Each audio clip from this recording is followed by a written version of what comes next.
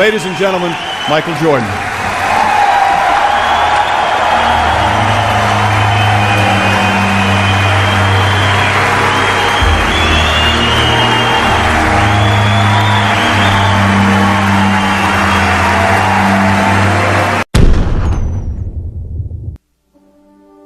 Every day, the first person there before the sun would be Jordan.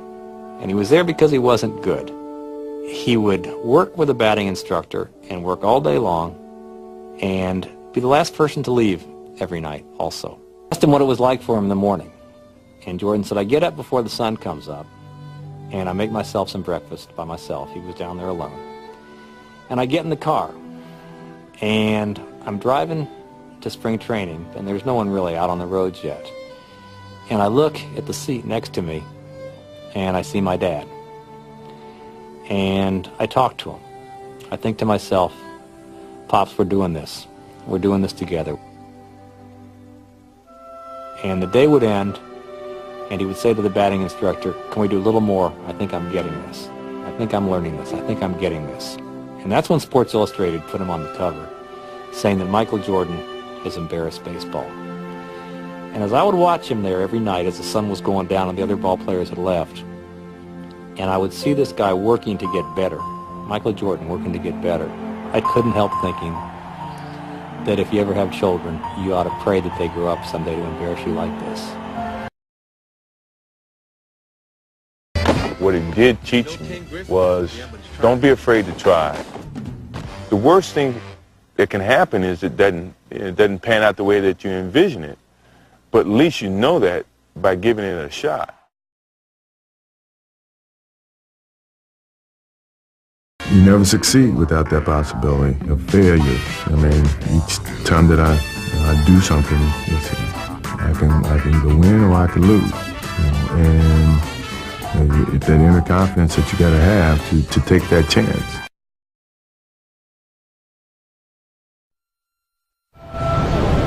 Maybe it's my fault.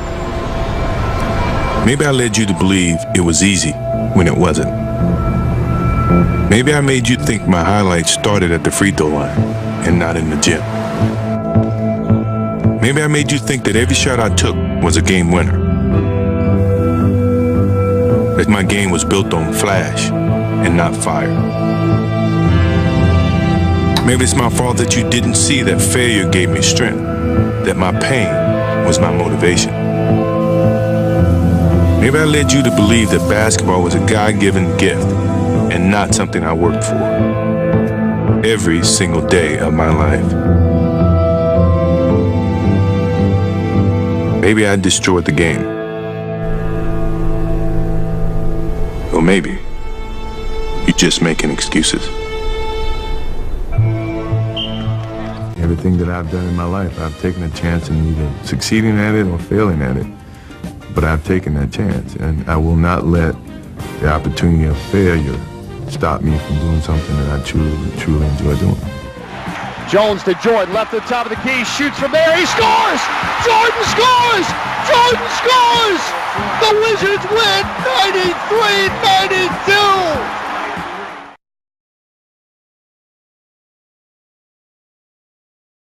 You've had a lot of fantastic moments in sports. What's the greatest moment? I mean, what started everything, you Don't say that. don't say the shot against Jordan. Yeah, that was the greatest moment because I think that took me from if I had any doubts about playing on college level or playing with the big guys, that shot gave me the confidence that I belonged where I was, and that it was, if you put your mind to doing whatever you want to do, good things can happen, so before anything else happened with Michael Jordan outside of that game and against you guys, that shot gave me the idea that I could be better than what people think, and I can, surpass any expectations that I may have for myself.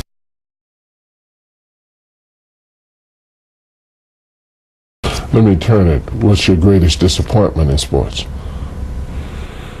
I haven't had any disappointments. I mean, sports is a tool that teaches. And it teaches you bad things. It can also teach you good things. It's how you perceive those things. I've looked at every experience that I've had, negative and positive, and taken that as a positive. You know, if I wouldn't change anything because I think it would alter some of the other things that happened. You know, so when I look back, I can't say that I've had any bad things happen. Sure, I mean, you don't want bad things to happen, but you deal with bad things. You can't have good or without bad.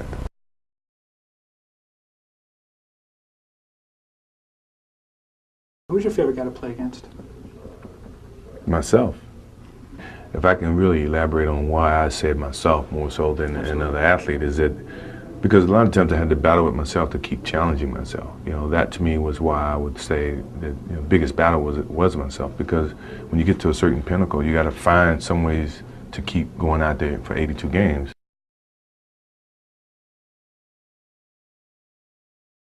My competitive drive is far greater than anyone else that I've met. You know, I think that I thrive on that. I think that's my biggest motivation in life, you know, is to compete, you know, find different competitions in certain things in life and try to overcome that, you know, be it positive or negative. But I have yet to meet someone who is as competitive as me, you know, and I just feel that much confident about my competitive drive.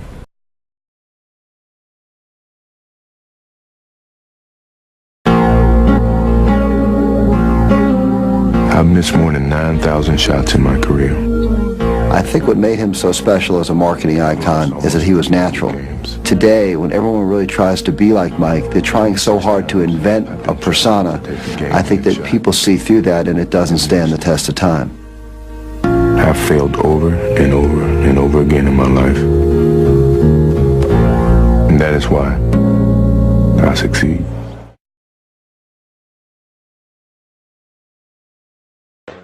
He runs his corporate empire from high atop Chicago, the city that made him famous. Could you have imagined when you first started playing that one day you'd be sitting up here running a company that's worth $500 million? No. I never really thought about it. All I thought about was doing what I was good at and letting that open up a lot of opportunities for me and choosing from that point on. Michael, which were you more proud of, your athletic skills or the mental skills that you brought to the game, and which was more difficult to keep up?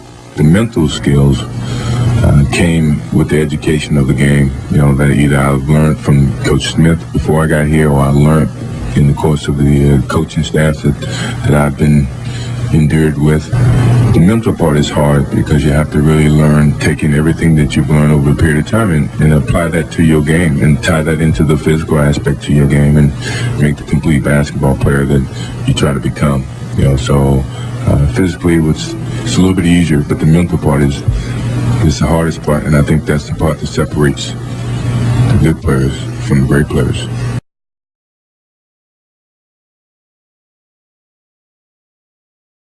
There's a lot of conversations about what your game is capable of achieving, and I'm a firm believer that if you have a good game, your game is going to say that. You know, you don't have to say it. So I guess it's trying to play down some of the trash talking, you know, animosity that's in words and the whole promotional thing. Let your game be your promotion, your marketing tool, and that was our whole era. You know, our game gave the labels of what our basketball skills were, and then the marketing came back around that. Now it's changed, you know. So I'm trying to revert back to where your game do all your talking instead of what we may say and what someone else may say about your game.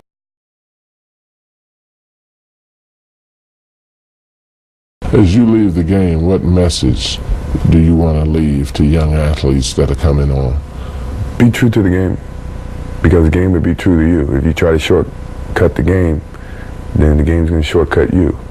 If you put forth the effort, you know, good things will be bestowed upon you. You know, that's truly about the game. And in some ways, that's about life too.